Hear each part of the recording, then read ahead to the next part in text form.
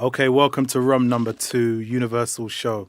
Now, this one's kind of special this morning because it's not very often that we get to talk to producers.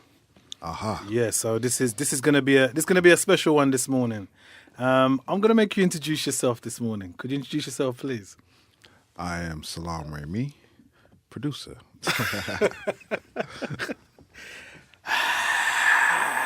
Let's do it properly, Salam. Let's do it properly. Salaam Remi, one of the legendary producers of all time, in the building this I morning. wouldn't dare say that, but you said it, so I'll work with it. I'm saying it. Can you co-sign it then? Yeah, that fist bump. Give it a fist bump. We'll go with that. Okay. Now, Salam. Now, we've got all kind of age groups locked onto my show. Right. So I know because I've grown up with your music and your production for over years. But for some of the younger listeners who might not understand who I'm talking to this morning, just give them a little insight about the history of Salaam Remi. When did it start for you? Because I need them. We've got a bit of time this morning, so I want to break it down properly this morning. When did it start for Salaam? My first record's out. Would have been like '86 with Curtis Blow, '89 Curtis Blow back by popular demand. Craig G 90 91. No, '80s into the '90s basically. Early '90s I worked on a lot of reggae stuff. Shabba Ranks, Super Cat, Ghetto Red Hot.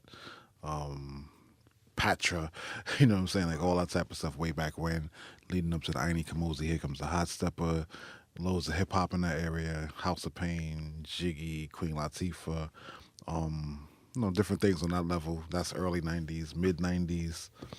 What I do by then? Fugees, boom. So Fugees did their first hits, Nappy Heads, Vocab, Fuji La. Pretty much helped develop them as a group. They all went on separate, still work with them separately as well. Remixes of loads of things, Tony Braxton's and this and that, all the way up to the Amy Winehouse. I'm gonna fast forward now. Amy Winehouse era, Miss Dynamite, in the UK I did the majority of A Little Deeper, including Dynamite Teehee. Miguel, All I Want Is You, Kaleidoscope Dream, How Many Drinks, on this current stuff, Jasmine Sullivan. Jeez. Nas, I worked with a lot of Nas stuff, Made You Look, I Know I Can, a lot of the Life is Good album, Bye Baby, all that stuff. There's a lot of stuff. I mean, I pretty much got a good 28 years of busyness at this point. Hence why we said at the intro, legendary. Do you know what I mean? Right. Legendary. Now, you're talking about an era from Curtis Blow. Mm-hmm. How did you initially get into production in the first place? Was it a thing that you was, because I know a lot of producers are originally DJs and then they get into production. So what was that transformation, or where was that transformation at the time? My father's a musician. Right, okay. So being that my father was actually working with Curtis Blow and then I assisted him on it. But my father worked with, Belafonte, he did Broadway plays, he did a lot of the disco era, Tana Gardner, worked that body. Even Heartbeat is something that he came up with for Tana Gardner.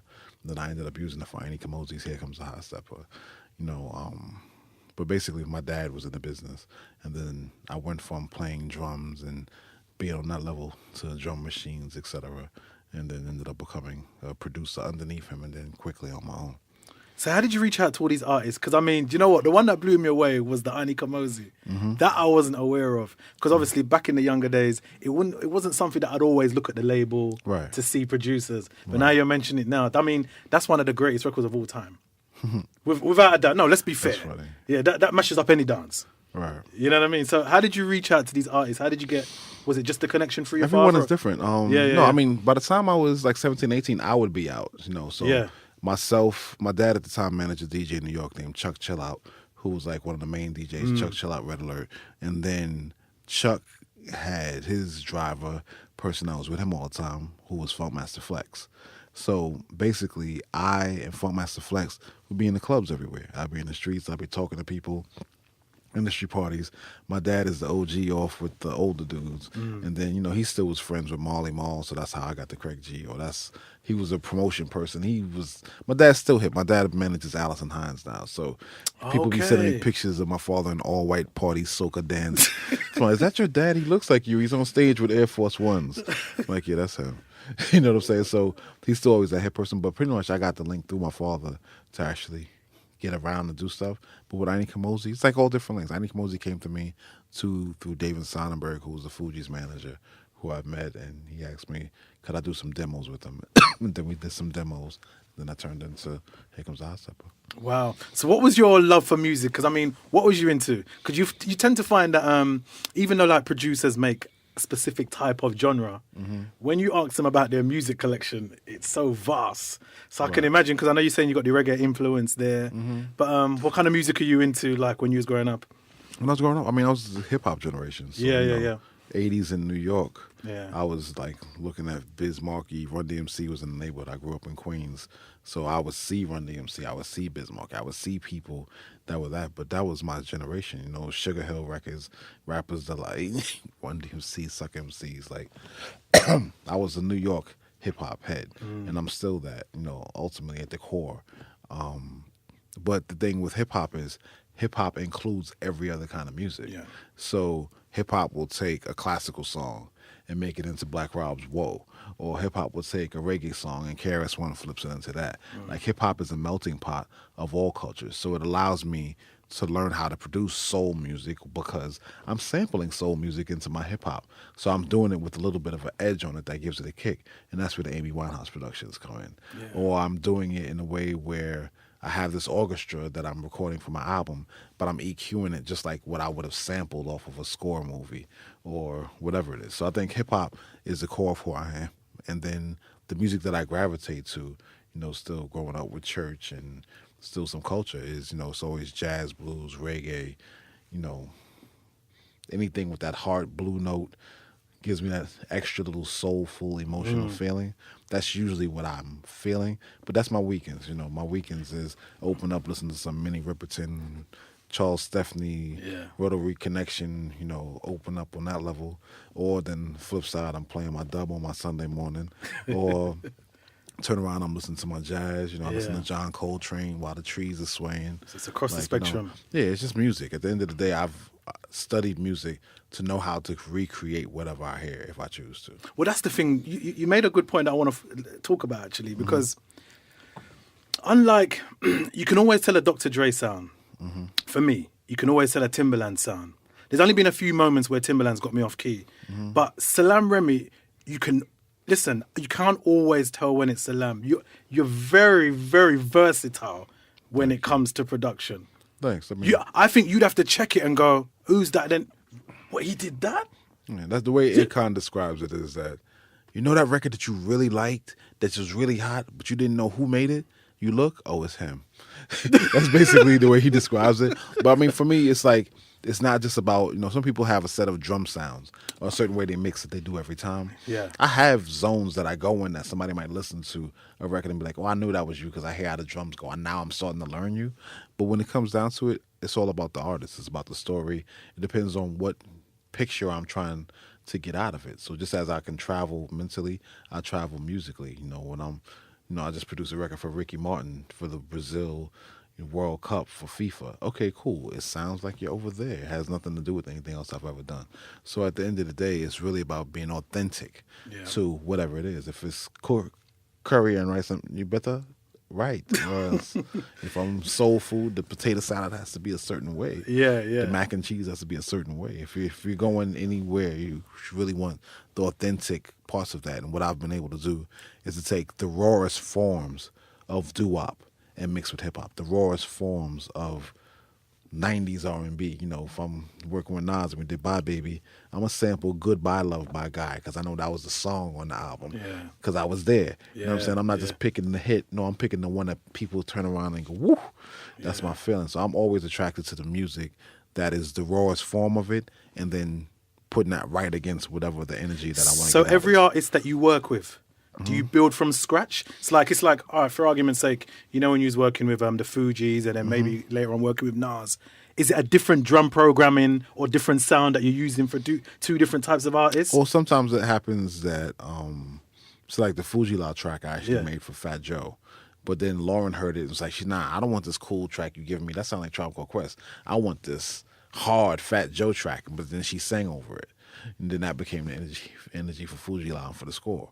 So for me, it's like I definitely come from scratch, but I'm also talking to artists. Like the Miguel All I Want Is You track I actually made for CeeLo when we were doing the Lady Killer album. Oh, wow. But, you know, it was made to be a soulful Atlanta track that still had a James Bond feel to it. But then what Miguel did to it took it somewhere totally different. So sometimes I'll do it, but most of the time I'm inspired by artists to make music. Usually we ask for one thing, we make five. There's a couple left over. Maybe some of that spills into it.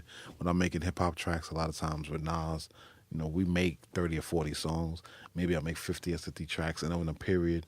But I have certain artists that are kind of like my muse that I do stuff. But in general, yeah, I'm tailor-made. Every moment is made for what fits to this artist, to this story, to this person. So that's exclusive. Exactly. Exclusive. Sure. If you've just locked on, it's Saturday morning, Universal Show. We have the legendary Salaam Remi in the building. I'm telling you, man, we've got so much stuff to talk about this morning. It's a blessing. It's a blessing. What's been the most, not that you're favoritizing any artist, who's been the most interesting artist that you've had to work with to say, do you know what? Based on what I can do or how I see this artist, I never thought like, you know, it was going to pan out this way or it's a bit of a challenge with this artist. A challenge? Where you just couldn't get a sound that you wanted for this artist. I don't know. Honestly, it's like I have a thing where it's just like a conversation. If I can't have a conversation with you, I probably can't make music with you. Right. If you're talking one thing and I'm talking another, you know, some people speak weed, I speak English. It depends on if they can mix and translate it from their language to my language. Yeah. You know what I'm saying? I'm sober. I'm eyes open. I'm looking at you straight in your face.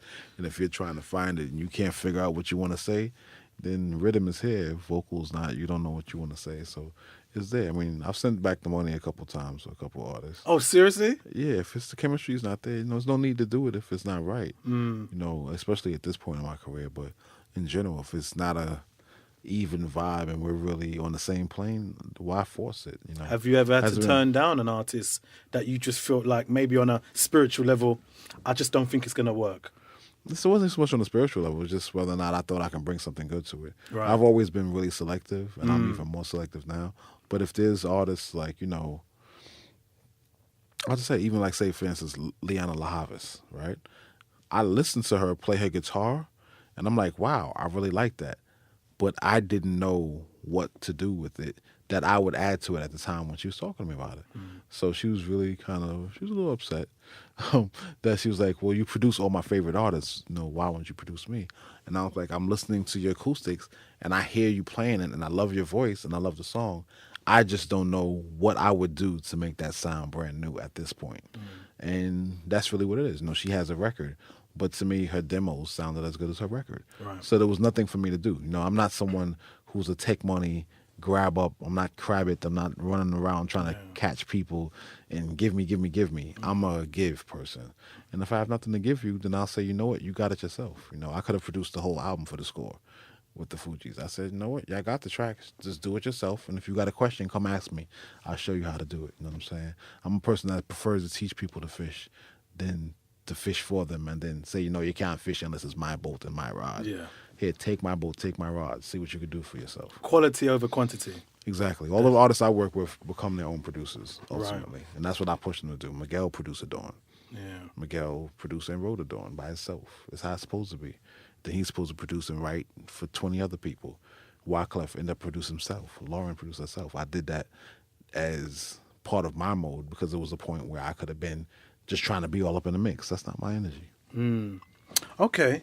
Now, forwarding on, now you got this new project. Right. Tell us about this brand new project. How much different is this project that you're doing now compared to the work of yesteryears? Of my work from yesterday? Yeah. I would say it's the extension of what I've done before and what I've done, say, in the last 6 or 7 years. But this music is music that I love. It's me curating it. This is you're stepping into my house, what you're going to hear when you're around me. I listen to my jazz. I listen to my reggae. I listen to my classical. I listen to my soundtracks. these are artists that I like. You know, most of them, I've never had a record release with Corrine Bailey Rae or Akon before, but I've written with them, and these are some of the things that I love that maybe didn't fit their projects that they were doing at the time. Maybe their projects were a little bit more focused in different areas of music, but this is just strictly, this is what you get from me. You come to my club, you come to my dance, you come to my record shop, this is what you're going to hear. This is the angle of rare groove / dub / classical. This is just where I'm at. So this is me, one in the chamber, Salaam with the orchestra. I didn't show up as an artist with, you know, my hip-hop persona, even though I can beat anybody in a hip-hop track if I feel like it. Yeah. But at the end I of love the day, them talk there. you know what I'm saying? When it comes down Sound to... for dead. Yeah, you know, if I feel like it, you know, if I really feel like, you know. Yeah, that producers. I have no problem saying that I'm not the best at what you do, but I'm the best at what I do. Salam. That's sound man talking now. Yeah. No, that's sound man talk. That's a dub play, you know that, innit? Yeah. Yeah. It's Kill like them that. again. Kill them. Yeah, so Sound for dead. Yeah. So they do what they gotta do. But at the end of the day, this is my music. This is just how I feel it. This is my lane. This is my expression. Yeah. You know what I'm saying? This is my art. That's why I have a artistically drawn album cover, because this is my art. This is a gallery. Hey, just take it into some music. Let's feel it out. You know, if you like it, stay. If you don't, walk through the gallery and leave. One of the tracks that we've been championing on the show is the Jordan Sparks track. Right. That track is a problem. Exactly. Seriously, like, Thanks. tell me the whole thought process about the chocolate Well, brown actually, eyes. Chocolate Brown Eyes. So Yeah. if anyone was to go back and watch the movie Sparkle that Jordan starred in with Whitney Houston in 2012, I scored Sparkle. So I was the composer.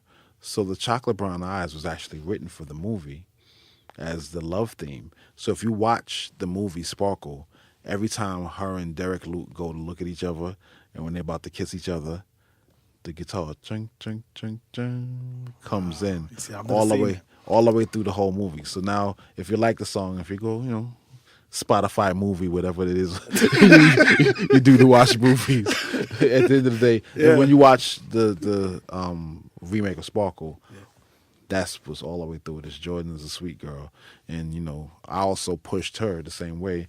I was like, "Nah, you're gonna write some lyrics." She's like, "Well, nobody's here to help," and I'm like, I'm a little stressed out, but no, you're gonna write it. And I made her come up with it, and she came up with Chocolate Brown Eyes. Oh, wow. This next of mine, and I helped her structure the song, but I really put it forward to her to make her focus on it. And you know, she sings in a different tone. She almost sounds like a Leah or Janet Jackson on it. And you know, actually, Jordan Sparks has just been moved to my label in Sony, so now I'm going to be doing her album. So Chocolate Brown Eyes is the lead. There's a version coming that's going to be Boom Shot, and I talk about that to the Sound Clash. But anyway, No, Salam, that song stands you up. know you got to give us the exclusives, because we love to kill our boy, you know. No, it's coming. It's coming, yeah? It's coming. I'm physically sending bullet over for you. All right, So all you right. can Yeah, fling that. CD off a boy. And I'm All dead right, yeah. early. Because even though we play pretty girl tune, you know, them dead same way, you know. No, them dead same way. Man. Dead same Trust way. me. I mean, them couple look at verse. I'm not talking about. Chocolate Brown Eyes. That was that one. The other one, the Corrine Bailey Rae track that you mentioned earlier. Right. How did you even make that hook up with Corrine Bailey? I met her when I was actually working on one of the Sex and the City movies, and we were sitting down talking. And the first, I think she was a little apprehensive. She's meeting one of Amy Winehouse's producers, so she's kind of like, I don't know, is he going to be trying to put all this stuff on me? But like I said, I'm easy. If it's a conversation, she met me, we sat down, we kick it, we laugh a little bit, crack 2 jokes. I'm really easy to get along with. Yeah. For the most part in the studio, with most people. And I said it's just a chemistry thing. So we sat down, started talking, and I told her I was really into Minnie Riperton's Coming to My Garden album. So if you listen to Minnie Riperton's Coming to My Garden album, anybody, it's good music, go listen to it, it's nice. But when you play it, it has a real open feel. It's Charles Stephanie, it's orchestras, but the vocal textures of it, it reminded me of Corrine. So when I did that, it was like interesting. So then we started kind of playing around. And when I started playing a couple chords, she's like, I like that. And then we ended up building it up. But then her vocal textures and the way she approached it turned it out to be Minnie Riperton meets Curtis Mayfield almost. And she's playing guitar, I'm playing keys. We wrote the song. But she didn't know I play bass, drums, piano, whatever. So by the time she turned around, I'm like, all right, set up a drum track. Boom, I knock out the drums. Give me a bass track. I play the bass, play the piano. So we had the bases of the track minus the orchestra in a couple hours. Wow. Like, we just sat down and, it felt really good. And then I was like, hey, you're going to go in this kitchen and just sing. And she was like, what do you mean? So it was this really tiled, loud kitchen. And we just put some mics on it. And that's what the whole backgrounds of the song end up sounding like, the Minnie Riperton type of energy. But she's like, I didn't know I could do that. I was like, we're not thinking. This is what happens as musicians. We can sit down and have our stream of consciousness. This is your harmony. Just sing. And trust me, your mind will carry you where you got to go. And that's the beauty of, having a couple of people playing off of each other, because they just play and, the energy comes up. Wow, love it, love it. Definitely going to get those two joints on just in a little while. What I wanted to ask you about as well, how do you feel about the sound of hip-hop and R&B today? Like, right now, today, 2013, 2014. How are you feeling about the sound? Who's making R&B right now? That's a question I ask rhetorically. But at the same time, I'm like, what do you consider, like, what's your reference? Okay, like, I'm going to give you a reference. So, like, we got a couple of people like Pav. We got DJ Mustard. He's getting a lot of work. Mm-hmm. Is it Mill? What's his name?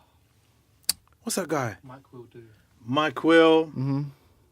These seem to be the names that are popping up here and there. So as far as hip hop. As far as hip hop and R&B. Noah, what's his name? 40. Noah 40. Well, I think what they're doing is good, because it's actually expanding out of, remember when Little John took the 808 beat, the Lukeness, and flip it back into Usher's year. Then Little John definitely had a heavy run at that time.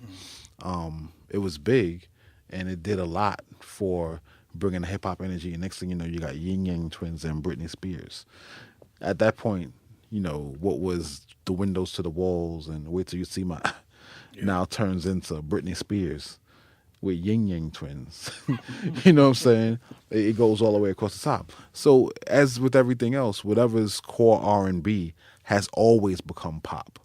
Whatever's core for the bottom, from Ray Charles to Chuck Berry to Elvis, you know what I'm saying? Like, it's always been whatever is in the gutter as the music. Oh, what are they doing over there? And then it becomes the pop music forever. So with DJ Mustard, they have a scene, they have an incubator. That type of hyphy music and all that stuff that's happening in the West Coast of America has been happening, but it's been popping for some time. People were ignoring it 5 or 6 years ago. The E40 music. If you listen to a record by The Fixers, DJ Quick, and it was the guy? MMG, what is it? The one that had my money. What track is that? It was a record called The Fixers. It's called Can You Work It? Okay. Basically, if you listen to it, it's like 6-7 years old. Right. But this doesn't sound far different from Mustard. Right. So the sound that they've been working on has been local for a while, but it was consistent. The kids out there liked it. And then now that's, Tiger actually, he was riding with the Young Money train, and then he's from LA. So he started, doing all those records he did. I'm Faded, and he has a whole long list of them that were strip club records, but it sounded hot. So then that became popular because he's still Young Money spinning off of that. And then now that's turned into the Kid Ink hit, and now another area's gotten a chance to shine. Mike Will, the same thing. He was in Atlanta.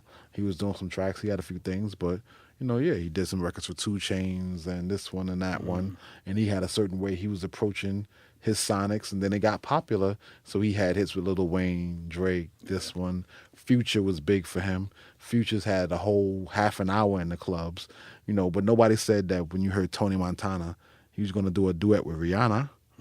Rihanna now did a duet with Future on a Mike Will track because it sounds good. If it don't sound good, they're going to dash it away.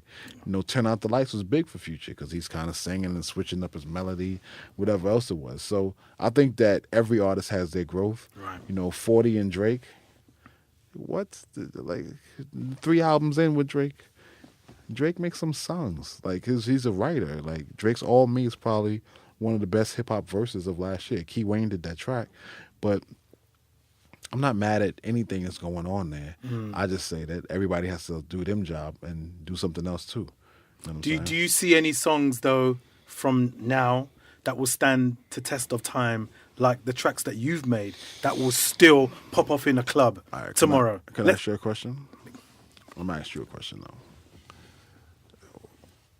what was the songs that played when you were 18, 19, 17? What was the song that was like, woof, your first going out and remember, yo, I put up my hand and that was a song and it made everybody beat the wall. What was the song for you? When I was 18, 19? Mm-hmm. Damn, it's only a few years ago, isn't it? In it, exactly. 2006. 2006. 89. I'm trying to remember now. So we're looking at, I would say we Rock the Bells, LL Cool J,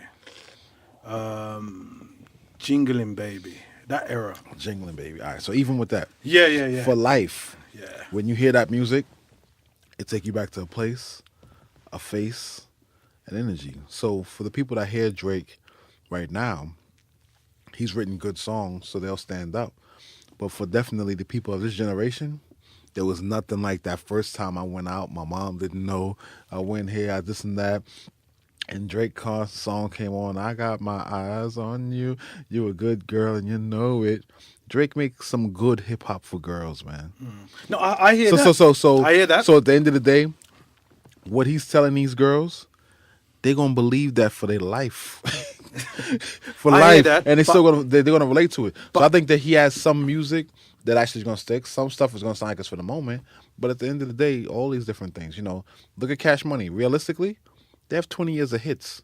Yeah. But the mad thing is though, Salaam, and I kid you not, Pav be my witness. I've been in a club in 2014 and a Drake track from 3 years ago will come on and the people are like, I'm talking about over here, I don't know about the States. I'm going to talk about over here.